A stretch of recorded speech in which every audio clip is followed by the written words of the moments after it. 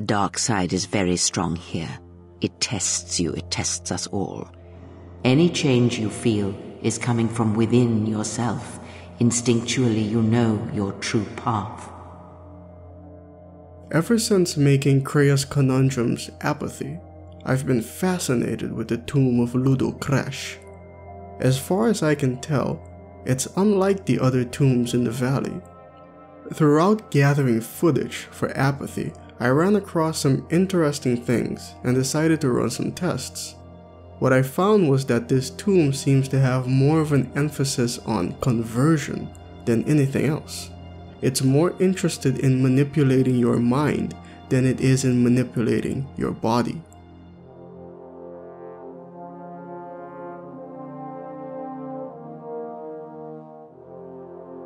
Sith tombs are known to contain traps. The idea being that whoever is unable to overcome these challenges are not worthy of the tomb's secrets, life, and unworthy of the dark side. Before you enter, Krea warns you of the traps. This tomb has not been plundered. Its mysteries may still be intact, but so might its traps. Take great caution. But what you end up discovering inside are not exactly traps. I suppose you could call them traps from a certain point of view, but they are more tests. These tests come in the form of apparitions that serve to relive moments of the exile's beginnings, past, present, and possible future, all in a clever attempt to steer the exile towards a darker path. In this video, I'd like to examine the first section of the tomb, the exile's recruitment into becoming a Revanchist and joining the Mandalorian Wars. The game gives the player quite a few dialogue options, so I decided to meticulously go through them all and see what kind of consequences they have. In the pictures I'm showing you now, the letters N stand for neutral, L for light side points, and D for dark side points. There are also links to each picture in the description box below. As you can see, most of the choices end with no light or dark side points being given, with only a few netting you dark side points, and with this being a Sith tomb, no light side points to speak of. Malak asks the exile what her reasons are for joining the crusade. If the exile answers with, "The strongest of the order went there, I sensed opportunity," or with, "I wanted to fight, to use my abilities to kill the enemy," she gets dark side points. A wise decision. Conflict often reveals much hidden within a person, their true strength. The reason for the latter option is obvious. She wanted to fight and kill people for no other reason besides having the power to do so. I am reminded of medieval era Japan, when some samurai would attack and kill random people just so they could test a new combat technique or a new weapon, or simply because they could. The former is much more vague to me. Opportunity for what exactly? Glory? She says that the strongest Jedi went there.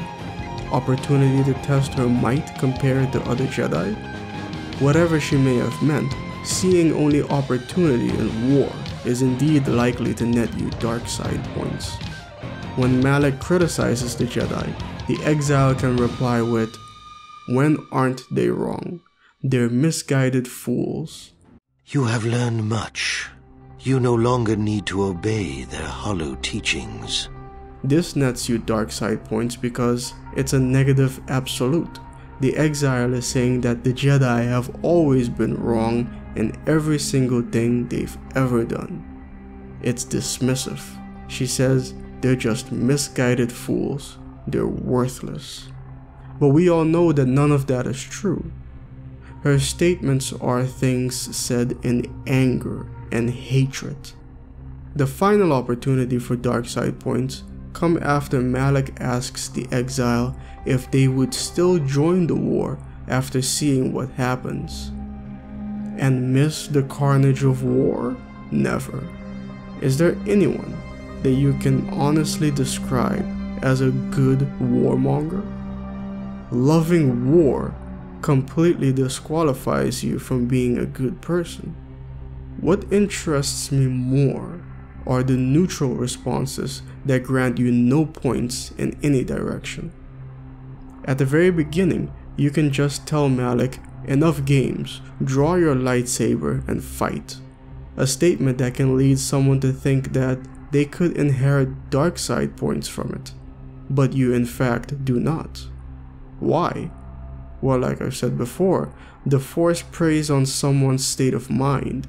The exile isn't saying this from a real emotional position. The reason for that is stated in the second option. This is a test. All of this is just a test. And the test always ends with a fight. So the exile who would choose this option is simply saying, let's get to it. But the tomb does what it was meant to do, and that's to make you doubt and lead you down a darker path. So it takes this information and twists it into, "You would fight your fate, Jedi? Violence before reason. Excellent. You make a worthy addition to our ranks." Clever, isn't it? This type of argumentation is a running theme in this tomb, and with Darksiders in general, and I might even say with certain Lightsiders. Apathy is death. This remark has the ability to make people second guess their choice, and that's the point. It would be like, for example, imagine you're making a political argument, and someone contacts you and informs you that they are a member of your country's neo-Nazi party. This individual tells you that they like your platform and suggests that you would make an excellent addition to their group. Such a thing should give you pause and would make you rethink your beliefs. In the same vein, however, if you keep a level head and think about it, you'll notice the trick. It's true that none of what is happening in this part of the tomb is real. Violence? No one is actually getting hurt. Reason? My reason is that this is all a test. But there are also many dialogue options that you can choose that'll make Malik encourage you with a "you're right" or with "that's a good reason" before saying something to twist it and influence you. The simple fact that you're standing in a Sith Lord's tomb and an apparition of someone who you know fell to the dark side is telling you you're right is enough to give you pause and go, am I really agreeing with a Sith Lord right now? She didn't join us that day, but in time, she came to our way of thinking. And even before then, she wavered and wondered what would have happened. It is a familiar path. There were those who wished to follow you to war, yet remain behind. They came to hate you for the choices they wished to make. Probably the worst possible thing you can do is go to what some might call the opposite extreme and say that you were wrong and should have completely trusted the Jedi. Eventually, when Malik asks you if you would make the same choices as before, you can tell him that you would heed the Council's warning. This gives him the opportunity to make an exceedingly undeniable point. So do you see so far that you know that it would be for the best? Such arrogance. Exactly. You have no idea what would have happened if the Jedi had their way. You can even say earlier that no one knows what they were planning and that they never got a chance to reveal their plan. But the Jedi never made any attempt to explain their plan to anyone either. Even once Revan and the other Jedi were talking to the Council and threatening to leave, they never once tried to put their minds at ease by telling them what's going on and avoid the inevitable divide within the Order. Take care not to give in to vanity and arrogance. This breeds complacency and stagnation, as exhibited by the Jedi Council. Their prolonged inaction led inevitably to their downfall. The galaxy will bend itself only to those of strength and conviction. They were the Jedi Masters of the Council, and that automatically makes them wiser than the rest, and thus you should follow them without question. In other words, they outrank you. So sit down and shut up. In fact, this all sounds awfully familiar now, doesn't it? You want to know what I think? I don't think the Jedi Council had any plan to begin with. I think they panicked, and they had no idea how to respond. They didn't want to go to war because they knew that the experience would change the order, and they feared change. It doesn't matter if it's positive or negative change. For them, any kind of change is negative. Someone did email me and suggested I make a video exploring this, and I will sometimes in the future. James, thank you again for that email. If anybody wants to email me, my email address is in the description box below. But one thing is certain, if the Jedi had taken their time and came up with the most ingenious plan ever conceived, it wasn't going to protect all those people who were dying, and it wouldn't have brought any of the people who died in the meantime back to life. At the end of the dialogue tree, you have to say whether or not you would join Malak. If you don't join, it's neutral. If you do join, it's also neutral. What it is you're actually joining becomes muddled right before the final set of dialogue options. And now you are all alone. Would you join me now? You didn't follow Revan and I down our path. Join us. Your journey hasn't ended yet. What he says there suggests that he's talking about the path they went down that led to the Jedi Civil War, even though this entire conversation has been about the Mandalorian Wars. What do you think matters more when it comes to people's actions? The action itself or the reason for said action? Is intent more important? The Mandalorian Wars was not a good thing. By its very nature, war is never a good thing. The reasons for going to war can be positive. Throughout this entire encounter, the exile could say that she went to war because she wanted to save people, even though she was also killing people in the process. She could say that she went because she wanted to kill people, even though the byproduct of killing the enemy was saving people's lives. Do you think the Jedi Civil War was any different? Just not as obvious? If you only play KOTOR 1, then the story is that Revan went to war, he was corrupted by the war, turned to the dark side, and waged war against the Jedi. KOTOR 2 came along and kept throwing wrenches in that story. Revan did not intend to destroy the Republic.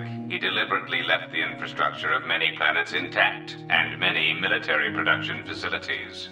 I believe that Revan saw a war on another front that we did not, or saw the value in keeping a strong military force. Is that what he was? Or was he always true to himself, no matter what personality he wore? And there is something that the Council may never understand, that perhaps Revan never fell. The difference between a fall and a sacrifice is sometimes difficult, but I feel that Revan understood that difference more than anyone knew. The galaxy would have fallen if Revan had not gone to war. Perhaps he became the Dark Lord out of necessity to prevent a greater evil. I do not know if you examined the records of the deaths on Malachor, but you cannot escape that many of the Jedi and Republic soldiers who died were not Revan's strongest supporters. Evil acts for good reasons creates neutrality in the Force? Perhaps. You can also refuse to tell the Malak apparition what your reasons for joining the war was, At first, it attempts to use the same trick again by saying, "If you cannot examine your life and your choices, then you are weaker than I thought." That would indeed be a weakness, if it were true. The exile isn't refusing to examine her life and her choices. She's just not going to tell you, which in a way is actually a smart thing to do.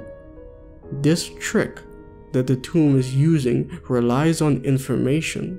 The more it knows, and the more you admit, the more it has to twist and use to achieve its objective. Which is why if you again refuse to open up, it responds with frustration. "This is pointless then. You stand alone in this Jedi. Soon you will see things my way." Soon you will see things my way, because this leads to the inevitable battle. The fight is also part of the test. You'd fight for what you believe in, right? You'd fight with all your might. But if you fail here, you don't die. The tomb isn't really interested in killing you. It wants to turn you. So once you fail, and you're in your weakened state, dark side energy starts to fill you. You attempt to speak to Kreia, to no avail. The game tells you that you still feel the connection between you and her, but there's no response. We know that she can hear you, and that she can still talk to you, as evident at the end of the tomb. You've succeeded in this trial. I am impressed.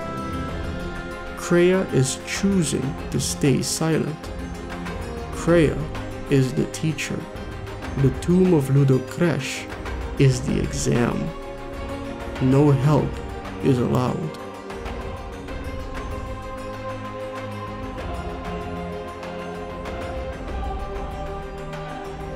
No matter what, the exile must face a moment in her past that foreshadowed her eventual fate at Malachor 5. You had hints of it in the War on Doxon. She must come to terms with what happened. Her choices have made her the person she is today, but will she hold on to this decision or admit that mistakes were made?